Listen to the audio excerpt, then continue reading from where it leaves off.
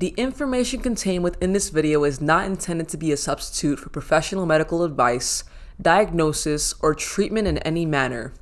If you have any chronic or recurring conditions, please seek your doctor's advice before starting any new exercise program.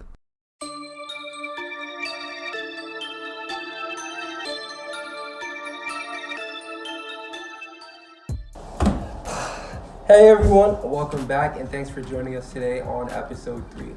If this is your first time joining us today, let's catch you up to speed with what happened in episode 1 and 2. So as I mentioned in episode 2, after my second round of surgery and therapy, I did see a lot of improvement with my knees flexion and extension, but it didn't last. All those degrees of extension I worked so hard to regain, unfortunately I lost all of them. To really show you the difference between my operative leg and my non-operative leg, aka my good leg versus my bad leg, I'm gonna measure both with the help of this handy little tool here. Wait, I thought I was doing that. How are you gonna measure your leg when you're lying on the floor? Wait, you're right. My bad. So I can't really measure my legs' flexibility and mobility on my own. And I'm also not really good at using this tool either. So in order to accomplish this, we'll ask for help from a professional.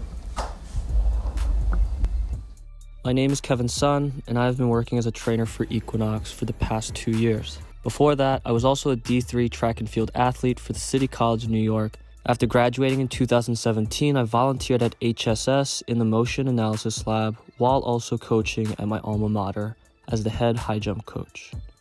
I decided to leave HSS in 2018 and pursue a career at Equinox to directly help people prepare for the physical demands of everyday life.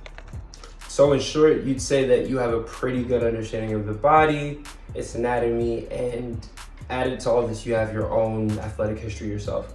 Yeah, I'd like to say the diploma proof backs that up. Okay. Could you tell us a little bit more about the tool that you're going to use to measure my knees flexion and extension? Yeah, sure. So this plastic thing is called a goniometer. It's a fancy protractor that physical therapists and doctors like using to help them measure any joints, angle, and range of motion. We're going to start off by measuring your healthy knees, flexion and extension range of motion. Then we'll test out your injured knee and show the viewers what the difference is.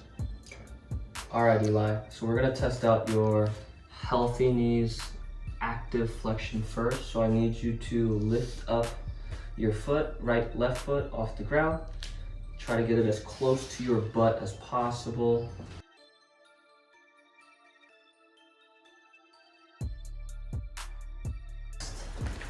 Eli, we're going to test out your passive range of motion. So we're going to loop this around your foot.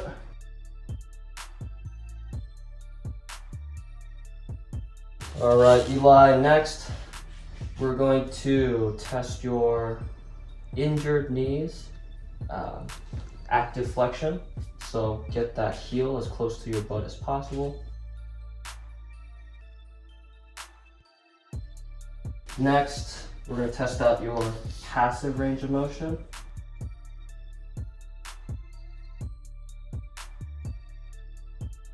A little bit more. Okay, so without warming up, the passive flexion range of motion of your healthy knee is about 130 degrees. Right? Now, your active flexion range of motion for the healthy knee is about 120. Okay. I really often confuse passive and active flexion and extension. Like, do you think you could explain that to the audience real quick? And Yeah, for sure. myself too. Passive range of motion for any joint is under the umbrella term flexibility. You're testing the joint's range of motion with the guidance and help from an outside force. So whether that be through a physical therapist kind of pushing down on your knee to get some more flexion, or whether that be a stretching strap that you use on your own. Now with active flexion and extension, you're using your own body's ability to move that joint through its range of motion. So there's no outside force. There's no physical therapist helping you. You're literally just trying to control it on your own to see how much it'll flex, how much it'll extend. Fair. So now that we're done talking about flexion, let's go on to extension. Straightening out as much as you can. We're going to be taking a different approach with this because it's a little bit difficult to measure the differences with the goniometer. So what we're going to be doing, we're going to be measuring the distance from the back of your knee to the ground as you try to straighten out your knee as much as possible. Okay. So your healthy knee, when you actively extend it, you're able to close that gap in between the floor and the back of your knee almost completely. Now on your injured side, when you try to actively extend or straighten that knee, you have a hard time trying to close that gap, right? I'm able to kind of slip a finger underneath, and I'm not able to do that with your healthy knee. Now from here, we're gonna test out your inner thigh flexibility, mobility. I just want you to keep your foot there and just slowly drop this knee to the ground. Now from here, I want you to just fall down. Huge difference. Can you tell me the reason why some people aren't able to regain their extension and flexion sometimes, like post-surgery, post-knee surgery? Yeah, of course. There are a couple of factors to it.